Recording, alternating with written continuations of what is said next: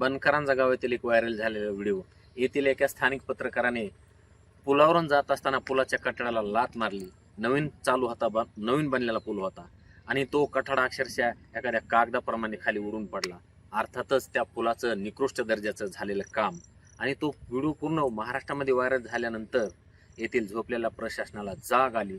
जाग येऊन त्याने लगबगीनं तो पंचनामा केला आणि त्याचा रिपोर्ट कलेक्टर साहेबाकडे सध्या दिलेला आहे. परंतु येथील संतप्त झालेल्या नागरिकांचे असं म्हणणं आहे की जे कोणी गुन्हेगार असतील, तो कॉन्ट्रॅक्टर असेल किंवा त्याला कोण पाठीमागं घालणार असेल, असे गुन्हेगारच आहेत हे लोक.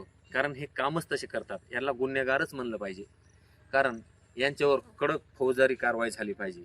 अन्यथा या ठिकाणी येथील नागरिकांमध्ये खूप संताप आहे त्यांच्या विरोधामध्ये. दुसरी गोष्ट अशी आहे की याच्यामध्ये गव्हर्नमेंटचा काय रोल नाही, कारण गव्हर्नमेंटनं घवघवीत पैसे दिले त्या कॉन्ट्रॅक्टरला. जवळपास 48 लक्ष रुपयाचा हा पुलाच्या बांधकामासाठी निधी मंजूर झालेला आहे आणि 12 लाख रुपये त्याच्या पुढच्या रस्त्यासाठी. अर्थातच 60 लक्ष रुपये एकूण निधी ह्या कॉन्ट्रॅक्टरला त्या कामासाठी त्या ठिकाणी दिलेला आहे.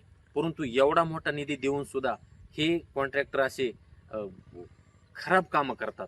याचा अर्थ यांच्या पाठीशी कोण आहे?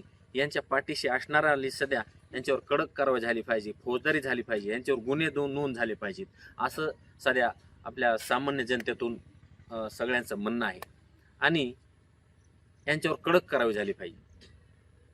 जिल्हा वार्षिक योजना सन 2025-26 अंतर्गत बनकारंजा ते चिंचपूर या ठिकाणी एक ओढ्यावरील पुलाचं कामाचं मंजुरी झालेली होती आणि त्या कामासंदर्भात समाज माध्यमावर व्हिडिओ क्लिप प्रसारित झालेली होती. त्याची दखल घेऊन माननीय जिल्हाधिकारी यांनी तात्काळ कामाला भेट देऊन जो चौकशी अहवाल सादर करण्यास सांगितलेला होता.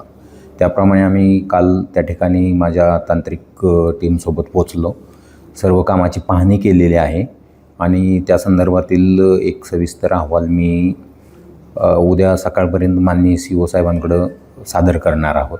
त्यामध्ये जी वस्तुस्थिती आढळून आलेली सर्व अहवालामध्ये नमूद केली जाईल आणि त्यानंतर माननीय CO साहेबांच्या आदेशाप्रमाणे पुढील योग्य ती कारवाई केली जाईल.